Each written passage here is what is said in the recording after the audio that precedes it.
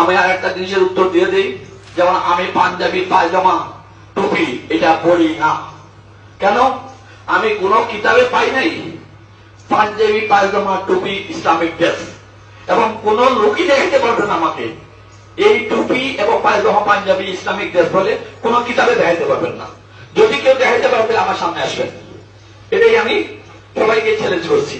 কারণ টুপিটা দেখেন ইহুদিরা বেশি পড়ে, এতটুকুই আমি বললাম।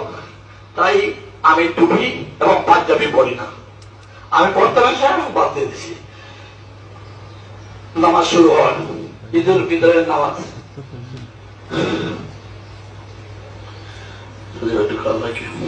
তুমি আমার খেয়াল রাখবে না, তুমি ওড়ে দিবে মাহুদি পড়বা, তুমি ওই জায়গা থেকে, আর তুমি দৌড়িয়ে আমার দৌড়া যদি পড়ে যাই।